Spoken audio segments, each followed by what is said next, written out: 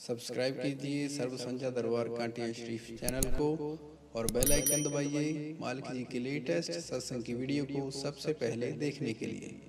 क्योंकि प्रेमी आशिक शब्द बड़ा छोटा जिहा है। कहते ना मैं अपने मालिक नाल या अपने सतगुर नाल या अपने मुर्शिद नाल बड़ा प्रेम करदा हाँ, बड़ा इश्क करदा हाँ, बड़ी मुहब्बत करदा हाँ। सो आशिक प्रेमी शब्द देखने में बड़ा छोटा जिहा लगता है, पर इश्क का रुतबा बड़ा उच्चा है। ताही तो एक शब्द अंदर भी आता है, इश्क का रुतबा इश्क ही जाने, समझ सके ना लोग दीवाने। दीवाने का मतलब होता जिहदी सुध बुध ना होवे, जिद्दां बंदा कहंदा ना पागल, इनू खाण पाण की होश ही नहीं है, उन्होंने दीवाना कहा जाता है। वो कहते जो दुनिया के पिछे पागल होवे वो इश्क के रुतबे नू की जाने, क्योंकि इश्क का रुतबा इश्क ही जाने। ये तो कोई आशिक ही जान सकता है, जिहदे अंदर मुहब्बत होंदी है, प्रेम होंदा है। उन्हें पता होंदा है कि वो अपने यार की खुशी की खातर, अपने महबूब की खुशी की खातर की कुछ कर सकता है।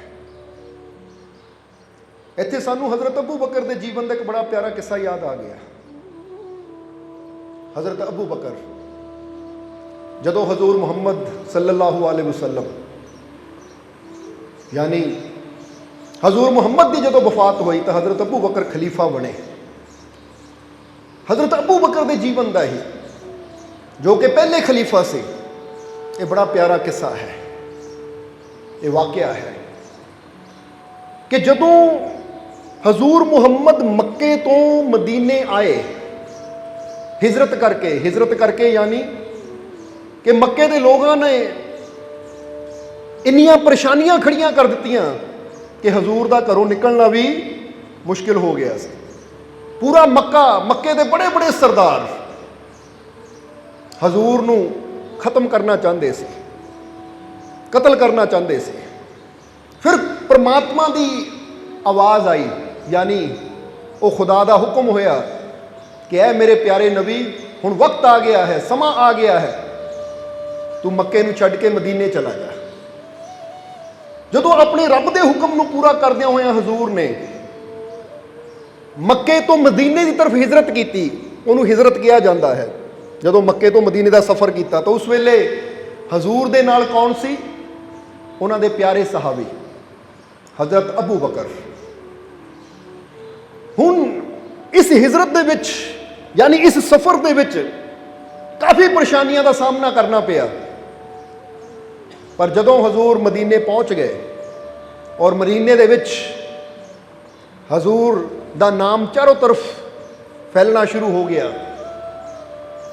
एक वो समा आया कि हुण पूरे अरब ते हजूर दा हुक्म चल रहा है। वैसे तो जिहड़े रब दे प्यारे नबी पीर फकीर औलिया अवतार गुरु रहबर हुंदे कहंदे उन्हां दा हुक्म तो दोनों जहानां ते चलता है, क्योंकि जिन्हां ने अपने अंदरों अपनी मैं नू मिटा के अंदर उन्होंने ही बसा लिया कि अब मुझ में मैं ना रही बाकी।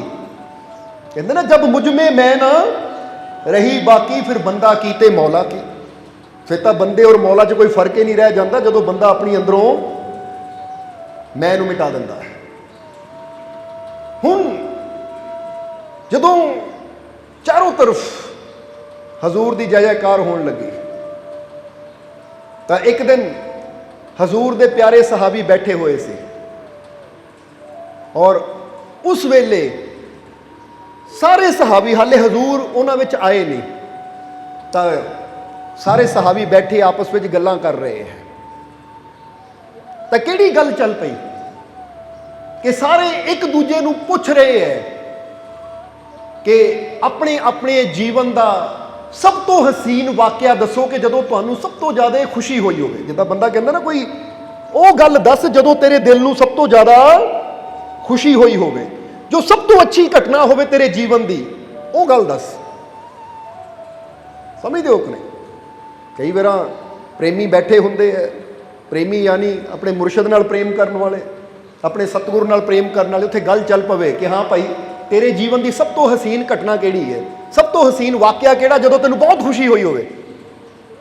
हुण जरा गौर करना, किसी दुनियादार नूं पुछो ਕਿ ਤੇਰੇ ਜੀਵਨ ਦੀ ਸਭ ਤੋਂ ਅੱਛੀ ਘਟਨਾ ਕਿਹੜੀ, ਜਦੋਂ ਤੈਨੂੰ ਬਹੁਤ ਖੁਸ਼ੀ ਹੋਈ ਹੋਵੇ, ਜਦੋਂ ਤੇਰਾ ਦਿਲ ਬਹੁਤ ਖੁਸ਼ ਹੋਇਆ ਹੋਵੇ ਕਿ ਆ ਇਦਾਂ ਦੀ ਗੱਲ ਹੋਈ ਸੀ ਜਦੋਂ ਮੈਨੂੰ ਬਹੁਤ ਪ੍ਰਸੰਨਤਾ ਹੋਈ, ਬੜੀ ਖੁਸ਼ੀ ਹੋਈ। ਤਾਂ ਸ਼ਾਇਦ ਦੁਨੀਆਦਾਰ ਕੋਈ ਕਵੇ, ਕੋਈ ਨੌਜਵਾਨ ਕਵੇ, ਜਦੋਂ ਮੇਰੇ ਡੈਡੀ ਨੇ ਮੈਨੂੰ ਮੋਟਰਸਾਈਕਲ ਲੈ ਕੇ ਦਿੱਤੀ ਸੀ ਮੈਨੂੰ ਬੜੀ ਖੁਸ਼ੀ ਹੋਈ, ਜਦੋਂ ਮੇਰੇ ਡੈਡੀ ਨੇ ਮੈਨੂੰ ਕਾਰ ਲੈ ਕੇ ਦਿੱਤੀ ਮੈਨੂੰ ਬੜੀ ਖੁਸ਼ੀ ਹੋਈ। ਜਾਂ ਹੋ ਸਕਦਾ ਕੋਈ ਨੌਜਵਾਨ ਇਹ ਕਹੇ ਕਿ ਜਦੋਂ ਮੈਨੂੰ ਪਹਿਲੀ ਨੌਕਰੀ ਮਿਲੀ ਸੀ, ਮੈਂ ਸਿਲੈਕਟ ਹੋ ਗਿਆ, ਮੈਨੂੰ ਬਹੁਤ ਖੁਸ਼ੀ ਹੋਈ। ਜਾਂ ਕੋਈ ਸ਼ਾਦੀशुदा ਜੋੜਾ ਕਵੇ ਕਿ ਜਦੋਂ ਮੇਰੇ ਘਰ ਬੱਚਾ ਪੈਦਾ ਹੋਇਆ ਸੀ ਮੈਨੂੰ ਬਹੁਤ ਖੁਸ਼ੀ ਹੋਈ ਸੀ। ਜਾਂ ਕੋਈ ਕਵੇ, ਕੋਈ ਜਵਾਰੀ, ਜਦੋਂ ਮੇਰਾ ਦਾਅ ਲੱਗਾ ਸੀ ਮੈਂ ਇੰਨੇ ਲੱਖ ਜਿੱਤਿਆ ਮੈਨੂੰ ਬੜੀ ਖੁਸ਼ੀ ਹੋਈ। ਕੋਈ ਕਵੇ ਮੈਨੂੰ ਜਦੋਂ ਲੋਟਰੀ ਨਿਕਲੀ ਸੀ ਬੜੀ ਖੁਸ਼ੀ ਹੋਈ। ਕਿਉਂਕਿ ਦੁਨੀਆਦਾਰਾਂ ਦੀਆਂ ਖੁਸ਼ੀਆਂ ਇਦਾਂ ਦੀਆਂ ਹੀ ਹੁੰਦੀਆਂ ਹੈ। ਮੈਨੂੰ ਆਹ ਮਿਲ ਗਿਆ ਮੈਨੂੰ ਬੜੀ ਖੁਸ਼ੀ ਹੋਈ ਸੀ, ਉਹ ਮੇਰਾ ਫਲਾਨੀ ਜਗ੍ਹਾ ਰਿਸ਼ਤਾ ਪੱਕਾ ਹੋ ਗਿਆ ਮੈਨੂੰ ਬੜੀ ਖੁਸ਼ੀ ਹੋਈ ਸੀ। ਉਹ ਤਾਂ ਬਾਅਦ ਚੋਂ ਪਤਾ ਲੱਗਦਾ ਹੈ, ਜਦੋਂ ਖੁਸ਼ੀ ਹੋਈ ਸੀ ਤਾਂ ਬਾਅਦ ਚੋਂ ਕੀ ਸ਼ੁਰੂ ਹੋਇਆ, ਸਮਝਦੇ ਹੋ ਕਿ ਨਹੀਂ? ਕਿਉਂਕਿ ਦੁਨੀਆ ਦੀਆਂ ਖੁਸ਼ੀਆਂ 'ਚ ਪਹਿਲਾਂ ਖੁਸ਼ੀ ਹੁੰਦੀ, ਬਾਅਦ ਚੋਂ ਉਹਦੇ ਨਾਲ ਹੀ ਕਈ ਪਰੇਸ਼ਾਨੀਆਂ, ਕਈ ਮੁਸੀਬਤਾਂ ਵੀ ਜੁੜੀਆਂ ਹੁੰਦੀਆਂ। ਇਸ ਲਈ ਇੱਥੇ ਦੁਨੀਆਦਾਰ ਦੀ ਗੱਲ ਕਰਦੇ ਆ ਕਿ ਕਿਸੇ ਦੁਨੀਆਦਾਰ ਨੂੰ ਪੁੱਛੋ, ਭਾਈ ਤੈਨੂੰ ਸਭ ਤੋਂ ਜ਼ਿਆਦਾ ਖੁਸ਼ੀ ਕਿਹੜੀ ਹੋਈ, ਕਦੋਂ ਹੋਈ ਸੀ, ਐਸੀ ਕਿਹੜੀ ਗੱਲ ਹੋਈ ਸੀ, ਐਸੀ ਕਿਹੜੀ ਘਟਨਾ ਹੋਈ ਸੀ ਜਦੋਂ ਤੇਰਾ ਦਿਲ ਬਹੁਤ ਜ਼ਿਆਦਾ ਖੁਸ਼ ਹੋਇਆ। ਤਾਂ ਬੰਦਾ ਇਦਾਂ ਦੀਆਂ ਚੀਜ਼ਾਂ ਹੀ ਸੋਚਦਾ ਹੈ। ਪਰ ਜਦੋਂ ਗੱਲ ਆਉਂਦੀ ਹੈ ਮੁਰਸ਼ਿਦ ਦੇ ਪਿਆਰਿਆਂ ਦੀ, ਉਹ ਰੱਬ ਦੇ ਪਿਆਰਿਆਂ ਦੀ, ਤਾਂ ਫਿਰ ਉਹਨਾਂ ਦੇ ਜੀਵਨ ਦੇ ਵਿੱਚ ਉਹ ਕਿਹੜੀ ਘਟਨਾ ਹੁੰਦੀ ਹੈ ਜਦੋਂ ਉਹਨਾਂ ਨੂੰ ਲੱਗਦਾ ਹੈ ਕਿ ਮੈਨੂੰ ਸਭ ਤੋਂ ਜ਼ਿਆਦਾ ਖੁਸ਼ੀ ਹੋਈ, ਮੈਨੂੰ ਸਭ ਤੋਂ ਜ਼ਿਆਦਾ ਪ੍ਰਸੰਨਤਾ ਹੋਈ। ਇਹ ਘਟਨਾ ਐਸੀ ਕਿ ਮੇਰਾ ਦਿਲ ਖੁਸ਼ੀ ਨਾਲ ਭਰਪੂਰ ਹੋ ਗਿਆ। ਸੋ ਉਸ ਵੇਲੇ ਹਜ਼ੂਰ ਦੇ ਸਹਾਬੀ ਇੱਕ ਦੂਜੇ ਨੂੰ ਬਸ ਇਹੀ ਪੁੱਛ ਰਹੇ ਸੀ। ਤਾਂ ਸਾਰੇ ਆਪਣੇ ਆਪਣੇ ਜੀਵਨ ਦੀ ਘਟਨਾ ਦੱਸ ਰਹੇ ਹੈ। ਤਾਂ ਜਦੋਂ ਹਜ਼ਰਤ ਅਬੂ ਬਕਰ ਦੀ ਬਾਰੀ ਆਈ,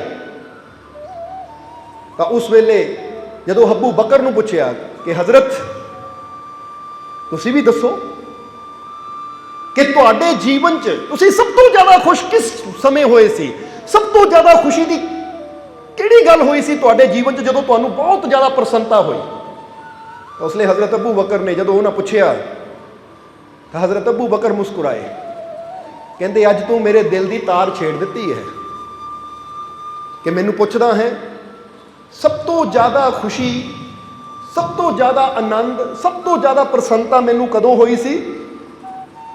ਤਾਂ ਮੈਨੂੰ ਅੱਜ ਉਹ ਘਟਨਾ ਯਾਦ ਆ ਗਈ ਕਿ ਮੇਰੇ ਦਿਲ ਦੀ ਤਾਰ ਛਿੜ ਗਈ। ਔਰ ਵਾਕਈ ਉਹਨਾਂ ਦੇ ਚਿਹਰੇ ਤੇ ਉਹ ਮੁਸਕਰਾਹਟ, ਉਹ ਖੁਸ਼ੀ ਨਜ਼ਰ ਵੀ ਆ ਰਹੀ ਹੈ। ਕਈ ਵਾਰ ਹੁੰਦਾ ਨਾ ਬੰਦਾ ਖੁਸ਼ੀ ਦੀ ਗੱਲ ਯਾਦ ਕਰਦਾ ਤਾਂ ਯਾਦ ਕਰਦਿਆਂ ਕਰਦਿਆਂ ਮੁਸਕਰਾ ਪੈਂਦਾ ਹੈ। ਤਾਂ ਕੋਈ ਦੂਸਰਾ ਬੈਠਾ ਪੁੱਛ ਲੈਂਦਾ ਹੈ ਕਿ ਭਾਈ ਬੜਾ ਹੱਸ ਰਿਹਾ, ਕੀ ਗੱਲ ਹੋਈ, ਮੁਸਕਰਾ ਰਿਹਾ? ਉਹ ਮੈਨੂੰ ਕੋਈ ਗੱਲ ਯਾਦ ਆ ਗਈ। ਹੁਣ ਇੱਥੇ ਤਾਂ ਗੱਲ ਹੀ ਮੁਰਸ਼ਿਦ ਨਾਲ ਜੁੜੀ ਸੀ। ਇਸ ਲਈ ਹਜ਼ਰਤ ਅਬੂ ਬਕਰ ਨੇ ਕਿਹਾ ਕਿ ਮੇਰੇ ਦਿਲ ਦੀਆਂ ਤਾਰਾਂ ਛੇੜ ਦਿੱਤੀਆਂ ਤੂੰ।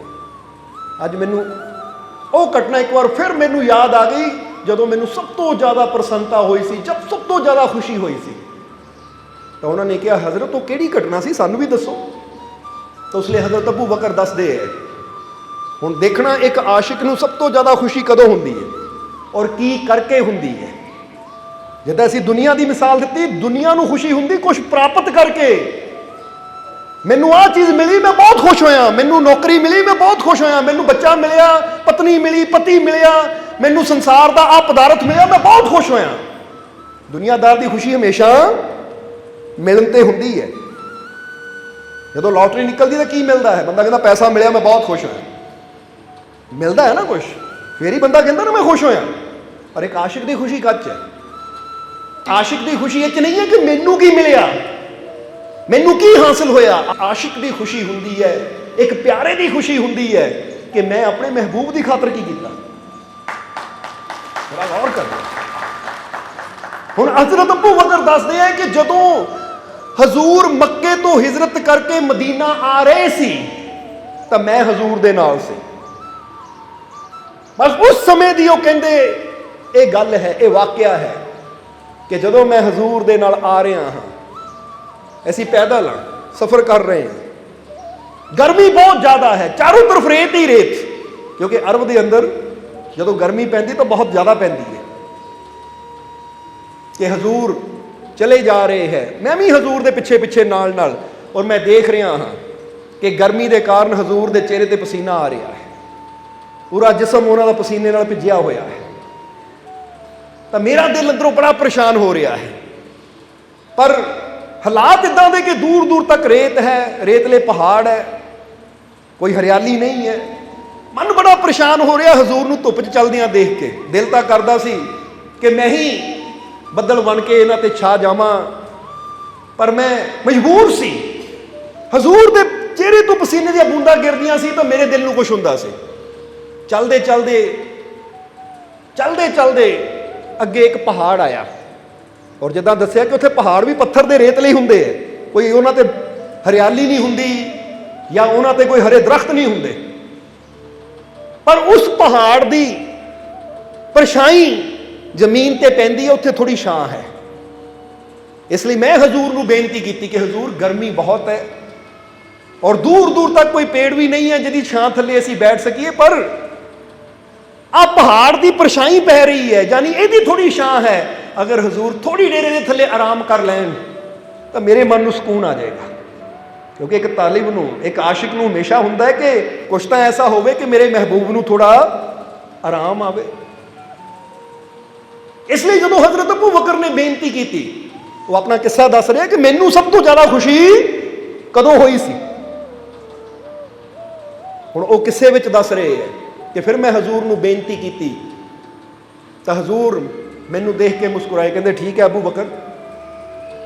हजरत अबू बकर गए, जगह साफ की, जगह साफ की और अपनी पगड़ी उतारी और उन्होंने बिछा के हजूर दे लेटन वास्ते उन्होंने इंतजाम किया। हजूर जदों लेट गए तो लेटदियां थकावट के कारण हजूर की अख लग गई।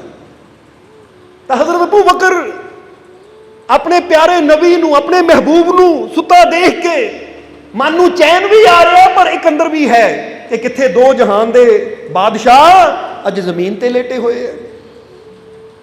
क्योंकि मुर्शद की अहमियत या मुर्शद का रुतबा ये तो ਉਹਦੇ आशिकी जान सकते। कहते या तो खुदा नूं पता हुंदा कि मेरे प्यारे का रुतबा की है, तो या ਉਹਦੇ ਨਾਲ प्रेम करने वाले उन्होंने आशिकां नूं।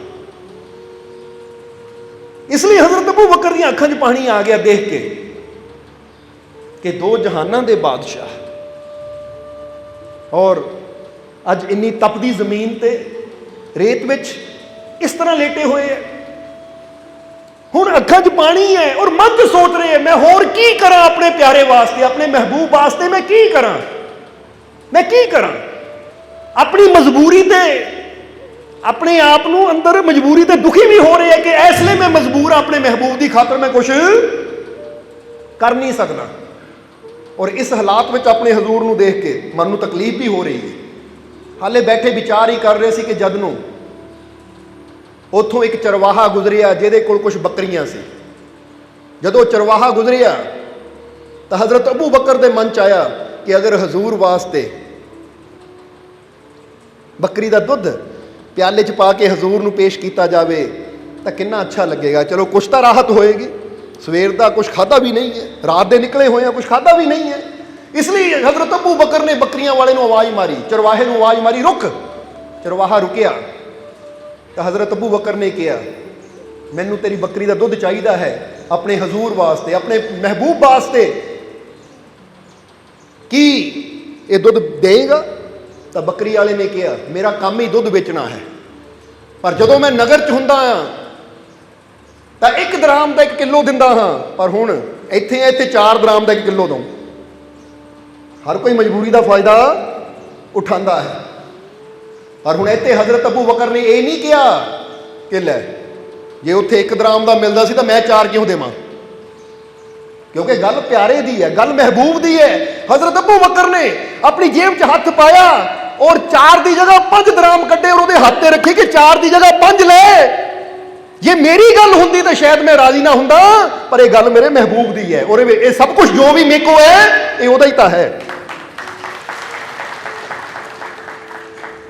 इसलिए हुण जदों उन्हें 5 दराम जेब च पाए, बकरी का दुध चोण लगा तो हजरत अबू बकर कहते रुक, पहला अपने हत्थां नूं धो, बकरी के थणा नूं धो, बर्तन नूं धो, क्योंकि ये दुध मैं नहीं पीना, ये मेरे महबूब ने पीना है। पहला चंगी तरह साफ कर, ਬੱਕਰੀ ਦੇ ਥਣਾਂ ਨੂੰ, ਆਪਣੇ ਬਰਤਨ ਨੂੰ, ਆਪਣੇ ਹੱਥਾਂ ਨੂੰ ਧੋ ਅੱਛੀ ਤਰ੍ਹਾਂ ਪਾਣੀ ਦੇ ਨਾਲ, ਫਿਰ ਦੁੱਧ ਕੱਢੀ। ਜਦੋਂ ਇੰਨੀ ਗੱਲ ਕਹੀ ਤਾਂ ਚਰਵਾਹਾ ਕਹਿੰਦਾ, ਹਜ਼ਰਤ ਫਿਰ ਮਾਫ ਕਰੋ, ਮੇਰੇ ਕੋਲ ਇੰਨਾ ਪਾਣੀ ਨਹੀਂ ਹੈ ਕਿ ਮੈਂ ਆਪਣੇ ਹੱਥ ਧੋਵਾਂ, ਥਣ ਧੋਵਾਂ ਜਾਂ ਬਰਤਨ ਧੋਵਾਂ। ਇਸ ਕਰਕੇ ਮੇਰੇ ਕੋਲ ਪਾਣੀ ਇੰਨਾ ਨਹੀਂ ਹੈ ਕਿ ਮੈਂ ਆਪਣੇ ਹੱਥਾਂ ਨੂੰ, ਬਰਤਨ ਨੂੰ ਜਾਂ ਥਣਾਂ ਨੂੰ ਧੋ ਸਕਾਂ, ਇਸ ਲਈ ਦੁੱਧ ਤਾਂ ਤੁਹਾਨੂੰ ਇੱਦਾਂ ਹੀ ਲੈਣਾ ਪਏਗਾ। ਤਾਂ ਉਸ ਲਈ ਹਜ਼ਰਤ ਅਬੂ ਬਕਰ ਨੇ ਕਿਹਾ ਕਿ ਪਾਣੀ ਦਾ ਕਿਤੇ ਇੰਤਜ਼ਾਮ ਹੋ ਸਕਦਾ ਹੈ, ਕਿਉਂਕਿ ਆਪਣੇ ਹਜ਼ੂਰ ਨੂੰ ਮੈਂ ਇੱਦਾਂ ਤਾਂ ਦੁੱਧ ਪੀਣ ਨਹੀਂ ਦੇ ਸਕਦਾ। ਤੇਰੇ ਹੱਥ ਪਤਾ ਨਹੀਂ ਕੈਸੇ ਹੈ, ਬੱਕਰੀ ਦੇ ਥਣਾਂ ਤੇ ਕਿੰਨੀ ਮਿੱਟੀ। ਹੁਣ ਤੁਸੀਂ ਜਾਣਦੇ ਹੋ ਜਦੋਂ ਰੇਤ ਵਿੱਚ ਇਨਸਾਨ ਤੁਰਦਾ ਤਾਂ ਕਿੰਨੀ ਧੂੜ ਉੱਡਦੀ ਹੈ, ਕੀ ਹਾਲਾਤ ਹੁੰਦੇ ਹੈ। ਉਹ ਕਹਿੰਦੇ ਹਜ਼ੂਰ ਨੂੰ ਇਸ ਤਰ੍ਹਾਂ ਨਹੀਂ ਮੈਂ ਇਹ ਦੁੱਧ ਪੇਸ਼ ਕਰ ਸਕਦਾ, ਉਹ ਖੁਦਾ ਦੇ ਮਹਿਬੂਬ ਨੇ ਪੀਣਾ ਹੈ, ਇਸ ਲਈ ਇਹਦਾ ਸਾਫ਼ ਹੋਣਾ ਜ਼ਰੂਰੀ ਹੈ। ਇੱਥੇ ਇੱਕ ਗੱਲ ਹਮੇਸ਼ਾ ਯਾਦ ਰੱਖੋ, ਜਿੱਦਾਂ ਹਜ਼ਰਤ ਅਬੂ ਬਕਰ ਨੇ ਕਿਹਾ ਨਾ, ਖੁਦਾ ਦੇ ਮਹਿਬੂਬ ਨੇ ਪੀਣਾ ਹੈ, ਇਹਦਾ ਸਾਫ਼ ਹੋਣਾ, ਚਾਹੇ ਬਰਤਨ ਹੈ, ਚਾਹੇ ਬੱਕਰੀ ਦੇ ਥਣ ਹੈ, ਚਾਹੇ ਤੇਰੇ ਹੱਥ ਹੈ, ਇਹਦਾ ਸਾਫ਼ ਹੋਣਾ ਜ਼ਰੂਰੀ ਹੈ। ਤੇ ਇੱਥੇ ਅਸੀਂ ਵੀ ਤੁਹਾਨੂੰ ਕੋਈ ਗੱਲ ਕਵਾਂਗੇ, ਅਗਰ ਖੁਦਾ ਦੇ ਮਹਿਬੂਬ ਤੱਕ ਪਹੁੰਚਣਾ ਹੈ, ਉਹਦੀ ਰਹਿਮਤ ਤੱਕ ਪਹੁੰਚਣਾ ਹੈ, ਤਾਂ ਤੁਹਾਡੇ ਦਿਲ ਦਾ, ਤੁਹਾਡੀ ਨੀਅਤ ਦਾ ਵੀ ਸਾਫ਼ ਹੋਣਾ ਜ਼ਰੂਰੀ ਹੈ। ਜਿੱਦਾਂ ਹਜ਼ਰਤ ਅਬੂ ਬਕਰ ਨੇ ਕਿਹਾ ਨਾ, ਜਿਹੜਾ ਬਰਤਨ ਗੰਦਾ ਹੈ, ਜੇ ਬੱਕਰੀ ਦੇ ਥਣ ਗੰਦੇ, ਤੇਰੇ ਹੱਥ ਗੰਦੇ, ਤਾਂ ਇਹ ਚੀਜ਼ ਮੇਰੇ ਮਹਿਬੂਬ ਦੇ ਲਾਇਕ ਨਹੀਂ ਹੈ। ਤਾਂ ਜੇ ਇਨਸਾਨ ਦੀ ਨੀਅਤ ਗੰਦੀ ਹੈ, ਇਨਸਾਨ ਦਾ ਕਲਬ ਗੰਦਾ ਹੈ, ਕਲਬ ਯਾਨੀ ਦਿਲ ਹੀ ਮੈਲਾ ਹੈ, ਤਾਂ ਫਿਰ ਸਮਝ ਲਓ ਉਹ ਇਨਸਾਨ ਵੀ ਆਪਣੇ ਮਹਿਬੂਬ ਪਰਮਾਤਮਾ ਪ੍ਰਭੂ ਦੇ, ਉਹ ਖੁਦਾ ਦੇ ਲਾਇਕ ਨਹੀਂ ਹੈ। ਇਸ ਲਈ ਉੱਥੇ ਸਭ ਤੋਂ ਪਹਿਲਾਂ ਕਿਹੜੀ ਚੀਜ਼ ਜ਼ਰੂਰੀ ਹੈ? ਆਪਣੀ ਨੀਅਤ ਨੂੰ, ਆਪਣੇ ਦਿਲ ਨੂੰ, ਆਪਣੀ ਕਰਨੀ ਨੂੰ ਸਾਫ਼ ਕਰਨਾ। ਇਸ ਲਈ ਯਾਦ ਰੱਖੋ, ਜੇ ਸਾਡੇ ਅੰਦਰ ਮੈਲ ਹੈ, ਕਿਸੇ ਵਾਸਤੇ ਬੁਰੀ ਭਾਵਨਾ ਹੈ, ਤਾਂ ਬੁਰੀ ਭਾਵਨਾ ਨਹੀਂ ਹੈ, ਸਮਝ ਲਓ ਸਾਡੇ ਅੰਦਰ ਦੀ ਮੈਲ ਹੈ। ਔਰ ਜਦ ਤੱਕ ਇਹ ਮੈਲ ਸਾਡੇ ਅੰਦਰ ਬਣੀ ਰਹੇਗੀ, ਅਸੀਂ ਕਦੀ ਆਪਣੇ ਮਹਿਬੂਬ ਦੇ ਲਾਇਕ ਹੋ ਹੀ ਨਹੀਂ ਸਕਦੇ। ਇਸ ਲਈ ਆਪਣੇ ਹਿਰਦੇ ਦੀ ਮੈਲ ਨੂੰ, ਨਫ਼ਰਤ ਨੂੰ, ਵੈਰ ਵਿਰੋਧਤਾ ਨੂੰ, ਆਪਣੇ ਅੰਦਰ ਦੇ ਕਪਟ ਨੂੰ, ਆਪਣੇ ਅੰਦਰ ਦੀਆਂ ਚਤੁਰ ਚਲਾਕੀਆਂ ਨੂੰ ਸਾਫ਼ ਕਰਨਾ ਪਏਗਾ। ਫਿਰ ਹੀ ਅਸੀਂ ਆਪਣੇ ਪਿਆਰੇ ਦੇ ਲਾਇਕ, ਉਹਦੀਆਂ ਰਹਿਮਤਾਂ ਦੇ ਲਾਇਕ ਹੋ ਸਕਦੇ ਹਾਂ।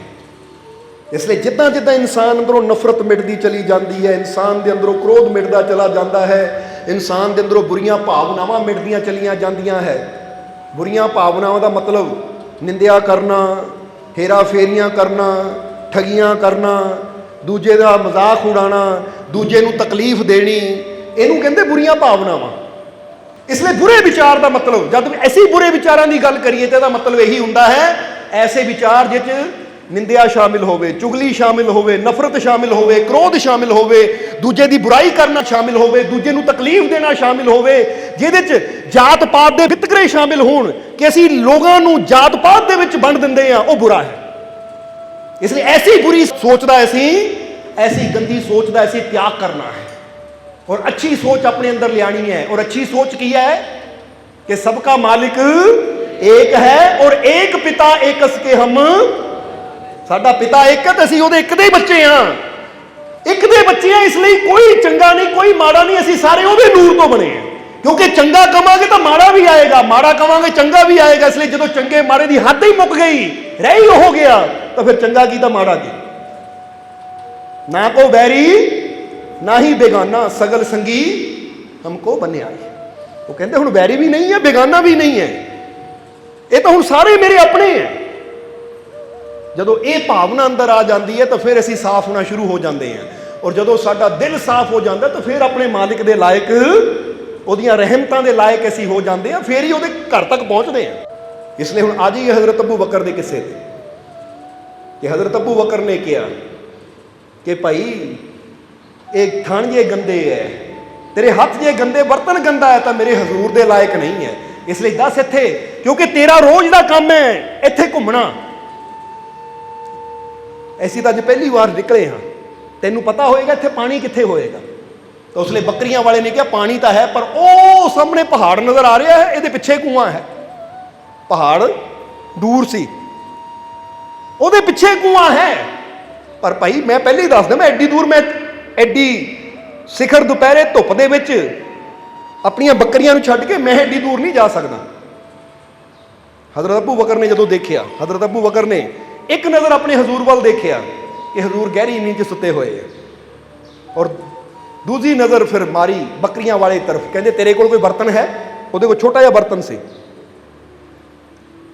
छोटा जिहा बर्तन, क्योंकि जो बकरियां चारन जाना कोई बंदा बड़े बड़े घड़े का लैके जा नहीं सकता, इसलिए छोटी ये बर्तन सी। उन्हें कहा जी आही है मेरे को। हज़रत अबू बकर ने पकड़िया उसको, कहते फिर इत्थे इंतजार कर, जाई ना किते, मैं हुणे पानी लैके आंदा है। कहते उस तपदी हुई गर्मी तपदी हुई रेत ते दौड़ते हुए गए हज़रत अबू बकर बर्तन लैके कि अपने हजूर के उठन तो पहला जावा और पानी लैके आवा। जरा गौर करना, हुण जरा सोचो, तपदी हुई जमीन, चारों तरफ रेत, ऊपर सिर ते तपदा होया सूरज। एक बार नहीं हज़रत अबू बकर ने सोचा कि मैं इन्नी तकलीफ क्यों चलना, कितनी तकलीफ होएगी। पर अंदर कहते हैं ना, जिहदे अंदर इश्क होवे ना, वो ये देखदा मैं अपने महबूब की खातर की कर सकदा हां। जिहदा ही दसिया कि लोगों को पूछा जाए कदों खुशी हुंदी है, मैनू आ चीज़ मिली खुशी हुई, पर इत्थे हज़रत अबू बकर दस रहे कि मैनू सब तो ज़्यादा खुशी कदों हुई, कदों हुई खुशी। तो जे सच्चे आशिक हो तो पूरी गल ध्यान ना सुननी कि ये हज़रत अबू बकर नूं की मिलिया कि जरा वो कहण मैनू सब तो ज़्यादा खुशी कदों हुई। तो हज़रत अबू बकर ने कीता की? हुण जरा गौर करना, बंदा कहता मैनू पैसा मिलिया मैनू खुशी हुई। इत्थे तो हज़रत अबू बकर ने उन्हें 4 दराम मंगे सी, इन्होंने 5 दिते, अपने को पैसा भी दिता, मिलिया कुछ नहीं, पैसा भी जेब चों दिता, पर फिर भी दस रहे मैनू सब तो ज़्यादा खुशी कदों हुई। क्योंकि आशिकां की गल यही है कि मैं अपने महबूब की खातर की कर सकता हां। कहते हज़रत अबू बकर ने बर्तन लिया और बड़ी तेजी के नाल दौड़ते हुए गए।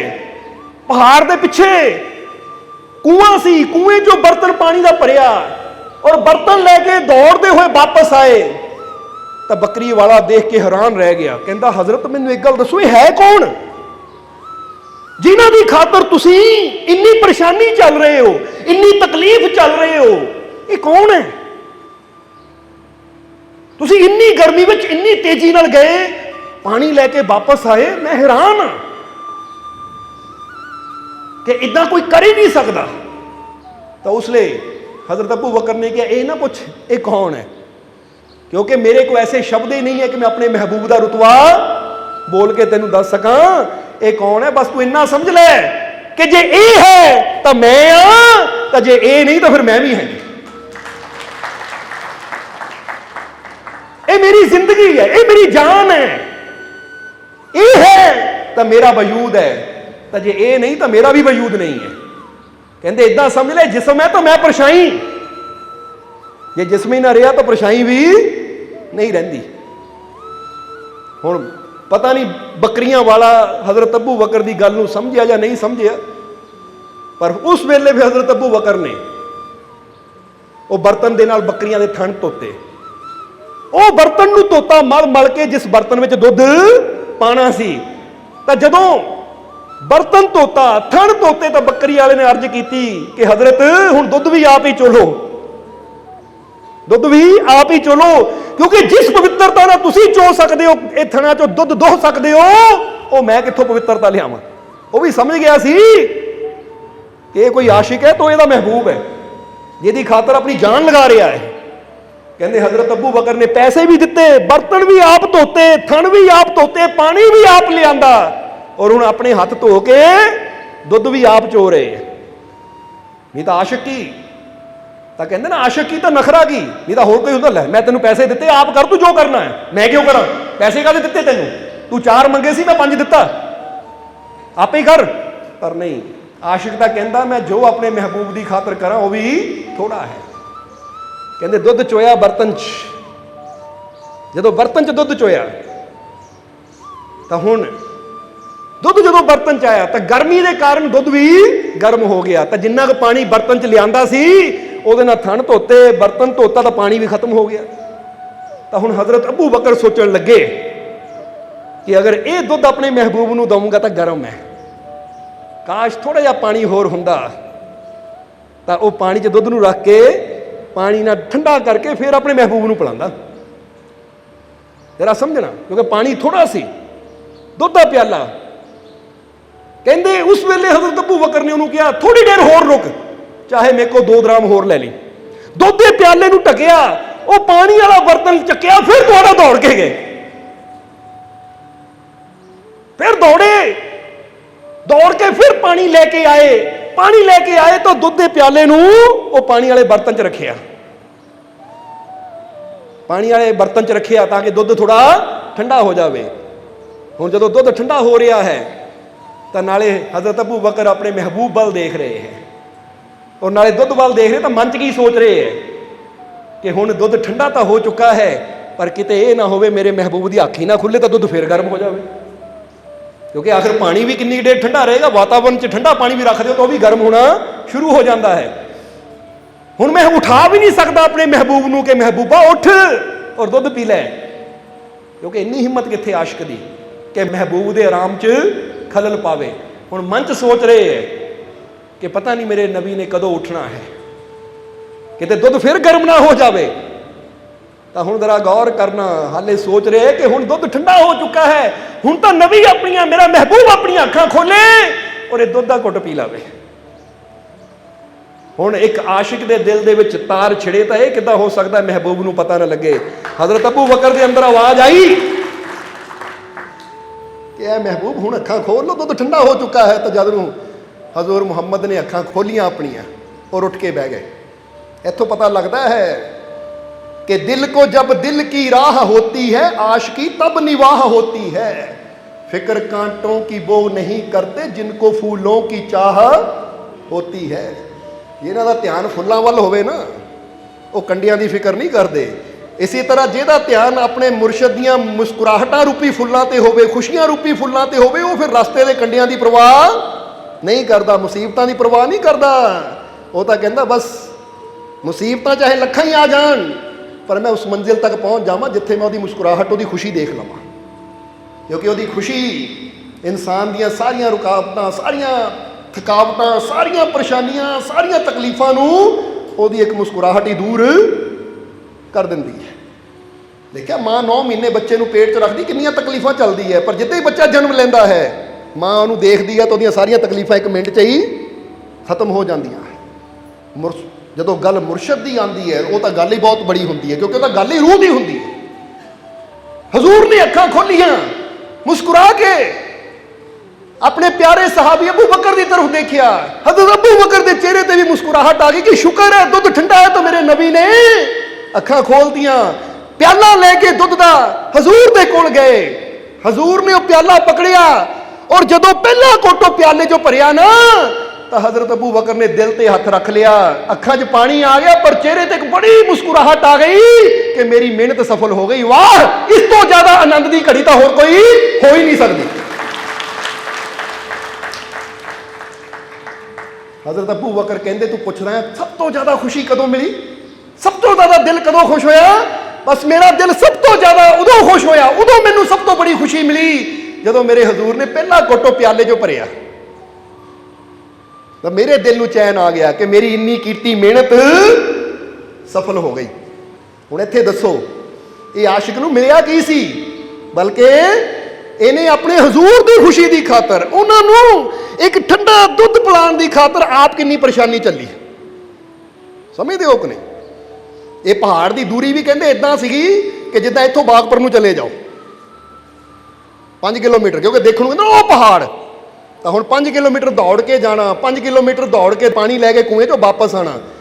ਤਾਂ ਇੱਥੇ ਕਿਸੇ ਨੂੰ ਕਹੋ ਨਾ ਸਤਸੰਗ 'ਚ ਜਾਣਾ ਹੈ, ਉਹ ਬਾਗਪੁਰੋਂ ਤੁਰ ਕੇ ਜਾਣਾ ਪੈਣਾ। ਨਹੀਂ ਭਰਾਵਾ, 5 ਕਿਲੋਮੀਟਰ ਤੁਰ ਕੇ ਕਿਹੜਾ ਸਤਸੰਗ 'ਚ ਜਾਵੇ? ਹਾਲਾਂਕਿ ਨਾ ਇੱਦਾਂ ਦੀ ਗਰਮੀ ਹੈ ਨਾ ਇੱਦਾਂ ਦਾ ਮੌਸਮ ਹੈ, ਫਿਰ ਵੀ ਬੰਦਾ ਮਾੜੀਆਂ ਮਾੜੀਆਂ ਪਰੇਸ਼ਾਨੀਆਂ 'ਚੋਂ ਡਰ ਜਾਂਦਾ ਹੈ।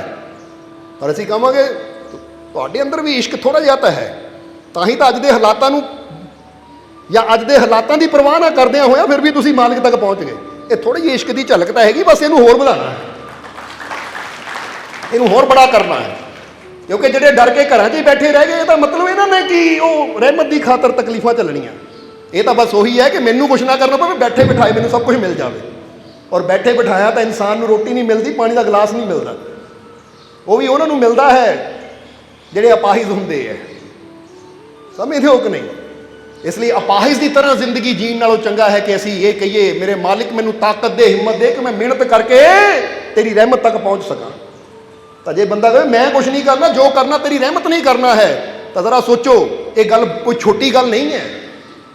ਜੇ ਹੁਣ ਤੁਸੀਂ ਰੱਬ ਨੂੰ ਕਹੋ ਕਿ ਰੱਬਾ ਜੋ ਕਰਨਾ ਤੂੰ ਹੀ ਕਰਨਾ ਹੈ, ਮੈਂ ਕੁਝ ਨਹੀਂ ਕਰਨਾ, ਸਭ ਕੁਝ ਤੂੰ ਹੀ ਕਰਨਾ ਹੈ, ਤਾਂ ਹੋ ਸਕਦਾ ਕੱਲ ਨੂੰ ਤੁਹਾਡੇ ਹੱਥ ਪੈਰ ਰੱਬ ਖੋਲਾ ਹੋਵੇ, ਖੋਲਾ ਵੀ ਤੁਹਾਡੇ ਹੱਥ ਪੈਰ। ਤੁਸੀਂ ਪੁੱਛੋ ਰੱਬਾ ਇਹ ਕੀ? ਓਏ ਤੂੰ ਕਹਿੰਦਾ ਸੀ ਰੱਬਾ ਮੈਂ ਕੁਝ ਕਰਨਾ ਹੀ ਨਹੀਂ, ਜੋ ਕਰਨਾ ਤੂੰ ਹੀ ਕਰਨਾ ਹੈ, ਤਾਂ ਜੇ ਤੂੰ ਕੁਝ ਕਰਨਾ ਹੀ ਨਹੀਂ ਤਾਂ ਮੇਰੇ ਹੱਥਾਂ ਪੈਰਾਂ ਦਾ ਫਾਇਦਾ ਕੀ? ਵਾਪਸ ਦੇ ਮੈਨੂੰ, ਫਿਰ ਮੈਂ ਹੀ ਕਰੂੰ ਤੇਰੇ ਵਾਸਤੇ ਸਭ ਕੁਝ, ਤਾਂ ਉਹ ਜ਼ਿੰਦਗੀ ਚੰਗੀ ਰਹੇਗੀ। ਅਪਾਹਿਜ ਬਣ ਕੇ ਬੈਠੇ, ਕਿਸੇ ਦੂਜੇ ਦੀ ਤਰਫ ਇਸ਼ਾਰੇ ਕੀਤੇ ਕਿ ਰੋਟੀ ਦੇ ਦੇ, ਪਾਣੀ ਦੇ ਦੇ, ਹੁਣ ਮੈਂ ਕੁਝ ਨਹੀਂ ਕਰਦਾ, ਜੋ ਕਰਨਾ ਤੂੰ ਹੀ ਕਰਨਾ ਹੈ, ਇਹ ਜ਼ਿੰਦਗੀ ਚੰਗੀ ਰਹੇਗੀ?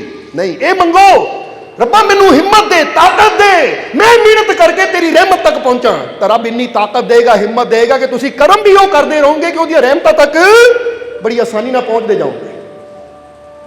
ਇਸ ਲਈ ਮੰਗਣ ਤੋਂ ਪਹਿਲਾਂ ਸੋਚਿਆ ਕਰੋ, ਜਦੋਂ ਅਸੀਂ ਮੰਗਦੇ ਹਾਂ ਨਾ ਮੈਨੂੰ ਕੁਝ ਨਾ ਕਰਨਾ ਪਵੇ, ਪਰ ਤੂੰ ਹੀ ਕਰਦੇ ਜੋ ਕਰਨਾ, ਤਾਂ ਗੱਲ ਕੋਈ ਛੋਟੀ ਨਹੀਂ ਹੈ। ਫਿਰ ਰੱਬ ਕਹੇਗਾ ਮੈਂ ਤੈਨੂੰ ਬੁੱਧੀ ਕਾਹਦੇ ਵਾਸਤੇ ਦਿੱਤੀ, ਅੱਖਾਂ ਕਾਹਦੇ ਵਾਸਤੇ ਦਿੱਤੀਆਂ, ਹੱਥ ਪੈਰ ਕਾਹਦੇ ਵਾਸਤੇ ਦਿੱਤੇ? ਇਸੇ ਲਈ ਦਿੱਤੇ ਕਿ ਤੂੰ ਇਹਨਾਂ ਹੱਥਾਂ ਪੈਰਾਂ ਨਾਲ ਮਿਹਨਤ ਕਰ ਸਕੇ। ਔਰ ਜੇ ਨਾ ਮਿਹਨਤ ਕਰਨੀ ਹੈ ਨਾ, ਉਹੀ ਫਿਰ ਮੰਜ਼ਿਲਾਂ ਤੱਕ ਪਹੁੰਚਦੇ ਵੀ ਹੈ। ਸਮਝਦੇ ਹੋ ਕਿ ਨਹੀਂ? ਕਿਉਂਕਿ ਜਿਹਦੇ ਹੱਥ ਪੈਰ ਸਲਾਮਤ ਹੈ, ਜਿਹਨੂੰ ਆਪਣੇ ਮਾਲਿਕ ਤੇ ਵਿਸ਼ਵਾਸ ਹੈ, ਬੜੀਆਂ ਬੜੀਆਂ ਚੜ੍ਹਾਈਆਂ ਚੜ੍ਹਨ ਲੱਗਿਆ ਵੀ ਡਰਦਾ ਨਹੀਂ ਹੈ। ਉਹ ਬੁਰੇ ਤੋਂ ਬੁਰੇ ਹਾਲਾਤਾਂ ਦੀ ਵੀ ਪਰਵਾਹ ਕਰਦਾ ਨਹੀਂ ਹੈ। ਉਹ ਤਾਂ ਕਹਿੰਦਾ ਹਾਲਾਤ ਜਿੱਦਾਂ ਦੀ ਮਰਜ਼ੀ ਹੋਣ, ਚੜ੍ਹਾਈਆਂ ਜਿੰਨੀਆਂ ਮਰਜ਼ੀ ਉੱਚੀਆਂ ਹੋਣ, ਮੈਨੂੰ ਆਪਣੇ ਮਾਲਿਕ ਦੀ ਰਹਿਮਤ ਤੇ ਪੂਰਾ ਵਿਸ਼ਵਾਸ ਹੈ ਕਿ ਮੇਰਾ ਮਾਲਿਕ ਮੇਰੇ ਨਾਲ ਹੈ, ਔਰ ਉਹਨੇ ਮੈਨੂੰ ਇਹ ਜੋ ਸਰੀਰ ਦਿੱਤਾ ਹੈ ਨਾ, ਇਹਦੇ ਅੰਦਰ ਉਹੀ ਵਸਦਾ ਹੈ। ਮੈਨੂੰ ਯਕੀਨ ਹੈ ਉਹ ਮੈਨੂੰ ਇੰਨੀ ਤਾਕਤ ਜ਼ਰੂਰ ਦੇਗਾ ਕਿ ਮੇਰੀ ਹਰ ਮੁਸ਼ਕਿਲ ਦੂਰ ਹੋਏਗੀ ਔਰ ਮੈਨੂੰ ਕਾਮਯਾਬੀ ਜ਼ਰੂਰ ਮਿਲੇਗੀ। ਇਹਨੂੰ ਕਹਿੰਦੇ ਵਿਸ਼ਵਾਸ। ਪਰ ਅੱਜ ਇਨਸਾਨ ਆਪਣੇ ਆਪ ਤੇ ਜਾਂ ਆਪਣੇ ਮਾਲਿਕ ਤੇ ਵਿਸ਼ਵਾਸ ਕਰਨ ਦੀ ਬਜਾਏ ਇਨਸਾਨ ਕੋਈ ਕਹਿੰਦਾ ਮੈਂ ਕੀ ਕਰਨਾ ਜੀ, ਮੈਂ ਤਾਂ ਕੁਝ ਕਰ ਹੀ ਨਹੀਂ ਸਕਦਾ, ਜੋ ਕਰਨਾ ਹੈ ਤੂੰ ਹੀ ਕਰਨਾ ਹੈ। ਤਾਂ ਜਦੋਂ ਤੂੰ ਹੀ ਕਰਨਾ ਹੈ ਤਾਂ ਫਿਰ ਤੁਹਾਡੇ ਹੱਥ ਪੈਰ ਇਹ ਤਾਕਤ ਦਾ ਕੀ ਕੰਮ? ਫਿਰ ਜਿੱਦਾਂ ਕਹਿ ਲਓ ਇੱਕ ਬਾਪ ਬੱਚੇ ਨੂੰ ਮੋਟਰਸਾਈਕਲ ਦਿੰਦਾ ਜਾਂ ਗੱਡੀ ਦਿੰਦਾ ਹੈ, ਤਾਂ ਫਿਰ ਬੱਚਾ ਕਹੇ ਨਹੀਂ ਪਿਤਾ ਜੀ ਮੈਂ ਗੱਡੀ ਮੈਂ ਕੀ ਕਰ, ਤੁਸੀਂ ਕਰਨਾ, ਤੁਸੀਂ ਮੈਨੂੰ ਆਪਣੇ ਕੰਧੇ ਤੇ ਬਿਠਾ ਕੇ ਲਿਜਾਓ ਜਿੱਥੇ ਲਿਜਾਣਾ ਹੈ, ਤੁਸੀਂ ਕਰੋ ਜੋ ਕਰਨਾ। ਤਾਂ ਬਾਪ ਨੇ ਕਹਿਣਾ ਗੱਡੀ ਦੀ ਚਾਬੀ ਦੇ ਦੇ ਫਿਰ ਮੈਨੂੰ, ਫਿਰ ਤੇਰੇ ਕਿਸ ਕੰਮ ਦੀ? ਜਦ ਮੈਂ ਹੀ ਕਰਨਾ ਹੈ ਤਾਂ ਫਿਰ ਤੈਨੂੰ ਇਹ ਚੀਜ਼ ਦੇਣ ਦਾ ਫਾਇਦਾ ਕੀ? ਫਿਰ ਛੱਡ ਇਸ ਨੂੰ। ਹੁਣ ਸਮਝ ਲਓ ਸਰੀਰ ਵੀ ਇੱਕ ਸਾਧਨ ਹੈ। ਜੇ ਤੁਸੀਂ ਕਹੋ ਰੱਬਾ ਤੂੰ ਹੀ ਕਰਨਾ, ਮੈਂ ਇਸ ਸਾਧਨ ਦਾ ਇਸਤੇਮਾਲ ਹੀ ਨਹੀਂ ਕਰਨਾ, ਇਸ ਸਾਧਨ ਨਾਲ ਮਿਹਨਤ ਹੀ ਨਹੀਂ ਕਰਨੀ, ਤਾਂ ਰੱਬ ਵੀ ਕਹਿ ਸਕਦਾ ਫਿਰ ਇਹ ਸਾਧਨ ਹੀ ਮੈਨੂੰ ਵਾਪਸ ਕਰ ਦੇ, ਵੀ ਤੇਰੇ ਕਿਸ ਕੰਮ ਦਾ ਭਾਈ? ਸਮਝ ਰਹੇ ਹੋ ਕਿ ਨਹੀਂ? ਇਸ ਲਈ ਇਹ ਮੰਗੋ ਕਿ ਰੱਬਾ ਮੈਨੂੰ ਤਾਕਤ ਦੇ, ਹਿੰਮਤ ਦੇ, ਵਿਸ਼ਵਾਸ ਦੇ, ਯਕੀਨ ਦੇ, ਭਰੋਸਾ ਦੇ, ਤਾਂ ਕਿ ਮੈਂ ਤੇਰੀ ਰਹਿਮਤ ਨੂੰ ਹਾਸਲ ਕਰ ਸਕਾਂ। ਅੱਜ ਬਸ ਐਸਾ ਹੀ ਸਮਝਣਾ ਹੈ, ਆਪਣੇ ਆਪ ਨੂੰ ਰੈਡੀ ਕਰਨਾ ਹੈ, ਆਪਣੇ ਆਪ ਨੂੰ ਤਿਆਰ ਕਰਨਾ ਹੈ, ਕਿਉਂਕਿ ਉਹਦੀ ਰਹਿਮਤ ਕੋਈ ਦੂਰ ਨਹੀਂ ਹੈ, ਬਸ ਥੋੜੀ ਤਿਆਰੀ ਦੀ ਜ਼ਰੂਰਤ ਹੈ। ਔਰ ਐਸਾ ਇਸ਼ਕ ਆਪਣੇ ਅੰਦਰ ਪੈਦਾ ਕਰਨਾ ਹੈ ਕਿ ਜਦੋਂ ਤੁਹਾਨੂੰ ਵੀ ਕੋਈ ਪੁੱਛੇ ਕਿ ਤੇਰੀ ਜ਼ਿੰਦਗੀ ਦਾ ਸਭ ਤੋਂ ਹਸੀਨ ਵਾਕਿਆ ਕਿਹੜਾ ਹੈ, ਸਭ ਤੋਂ ਖੂਬਸੂਰਤ ਘਟਨਾ ਕਿਹੜੀ ਹੈ, ਜਦੋਂ ਤੈਨੂੰ ਸਭ ਤੋਂ ਜ਼ਿਆਦਾ ਖੁਸ਼ੀ ਹੋਈ ਹੋਵੇ, ਤਾਂ ਤੁਸੀਂ ਇਹ ਨਾ ਕਹੋ ਮੈਨੂੰ ਉਦੋਂ ਖੁਸ਼ੀ ਹੋਈ ਸੀ ਜਦੋਂ ਮੈਨੂੰ ਆਹ ਬਾਈਕ ਮਿਲੀ ਸੀ, ਗੱਡੀ ਮਿਲੀ ਸੀ, ਜਦੋਂ ਮੈਨੂੰ ਬਾਹਰਲਾ ਵੀਜ਼ਾ ਮਿਲ ਗਿਆ ਸੀ। ਕਿਉਂਕਿ ਕਈ ਦੇਖਿਆ ਮੈਂ ਬਹੁਤ ਖੁਸ਼ ਹਾਂ, ਵੀਜ਼ਾ ਲੱਗ ਗਿਆ ਕੈਨੇਡਾ ਦਾ, ਵੀਜ਼ਾ ਲੱਗ ਗਿਆ ਅਮਰੀਕਾ ਦਾ। ਹੁਣ ਲੋਕੀ ਬਾਹਰ ਹੀ ਦੇਖਦੇ ਰਹਿੰਦੇ ਹੈ। ਤੁਹਾਡੇ ਅੰਦਰ ਵੀ ਐਸਾ ਇਸ਼ਕ ਹੋਵੇ, ਕੋਈ ਤੁਹਾਨੂੰ ਪੁੱਛੇ ਤਾਂ ਤੁਸੀਂ ਵੀ ਇਹ ਦੱਸ ਸਕੋ ਜਿੱਦਾਂ ਹਜ਼ਰਤ ਅਬੂ ਬਕਰ ਨੇ ਦੱਸਿਆ ਕਿ ਮੈਨੂੰ ਸਭ ਤੋਂ ਜ਼ਿਆਦਾ ਉਦੋਂ ਖੁਸ਼ੀ ਹੋਈ ਜਦੋਂ ਹਜ਼ੂਰ ਨੇ ਪਿਆਲੇ ਚੋਂ ਪਹਿਲਾ ਘੁੱਟ ਭਰਿਆ, ਉਦੋਂ ਮੈਨੂੰ ਖੁਸ਼ੀ ਹੋਈ ਕਿ ਮੇਰੀ ਇੰਨੀ ਮਿਹਨਤ ਸਫਲ ਹੋ ਗਈ ਕਿ ਮੇਰੇ ਮਹਿਬੂਬ ਨੇ ਇਹ ਘੁੱਟ ਭਰਿਆ ਤਾਂ ਉਹਨੂੰ ਰਾਹਤ ਮਿਲੀ। ਬਸ ਉਹਨਾਂ ਦੇ ਚਿਹਰੇ ਦੀ ਰਾਹਤ ਦੇਖ ਕੇ, ਉਹਨਾਂ ਦੀ ਮੁਸਕਰਾਹਟ ਦੇਖ ਕੇ ਮੇਰਾ ਦਿਲ ਬਾਗ-ਬਾਗ ਹੋ ਗਿਆ, ਮੇਰਾ ਦਿਲ ਖੁਸ਼ ਹੋ ਗਿਆ। ਇੱਥੇ ਬੰਦਾ ਇਹ ਨਹੀਂ ਦੇ ਮੈਨੂੰ ਕੀ ਮਿਲਿਆ, ਬਲਕਿ ਇਹ ਸੀ ਮੈਂ ਆਪਣੇ ਮਹਿਬੂਬ ਦੀ ਖਾਤਰ ਕੀ ਕੀਤਾ, ਮੈਂ ਆਪਣੇ ਮਹਿਬੂਬ ਦੀ ਖੁਸ਼ੀ ਦੀ ਖਾਤਰ ਕੀ ਕੀਤਾ। ਫਿਰ ਰੁਤਬਾ ਵੀ ਉਹਨਾਂ ਦਾ ਹੀ ਬੁਲੰਦ ਹੁੰਦਾ ਹੈ ਰੱਬ ਦੇ ਘਰ 'ਚ, ਰਹਿਮਤਾਂ ਦੇ ਦਰਵਾਜ਼ੇ ਵੀ ਉਹਨਾਂ ਵਾਸਤੇ ਹੀ ਖੁੱਲਦੇ ਹੈ। ਇਸ ਲਈ ਜੇ ਤਾਂ ਦੁਨੀਆ ਦੇ ਦਰਵਾਜ਼ੇ ਖੁਲਾਣੇ ਆ ਤਾਂ ਯਾਦ ਰੱਖੋ ਦੁਨੀਆ ਦਾ ਦਰਵਾਜ਼ਾ ਖੁੱਲਦਾ ਵੀ ਹੈ ਤਾਂ ਬੰਦ ਵੀ ਬੜੀ ਜਲਦੀ ਹੋ ਜਾਂਦਾ ਹੈ। ਤੁਸੀਂ ਕਿਸੇ ਨੂੰ ਚੰਗਾ ਬੋਲ ਦਿਓ, ਦਰਵਾਜ਼ਾ ਖੁੱਲ ਜਾਏਗਾ, ਮਾੜਾ ਬੋਲ ਦਿਓ, ਨਾਲ ਹੀ ਦਰਵਾਜ਼ਾ ਬੰਦ ਹੋ ਜਾਏਗਾ। ਪਰ ਉਹਦੇ ਘਰ ਦੀ ਗੱਲ ਹੀ ਇਹ ਹੈ ਕਿ ਜਦੋਂ ਉਹਦਾ ਦਰਵਾਜ਼ਾ ਖੁੱਲਦਾ ਹੈ ਨਾ ਤਾਂ ਫਿਰ ਕਦੀ ਬੰਦ ਹੁੰਦਾ ਹੀ ਨਹੀਂ ਹੈ, ਇਹ ਤਾਂ ਸਦਾ ਖੁੱਲ੍ਹਾ ਹੀ ਰਹਿੰਦਾ ਹੈ।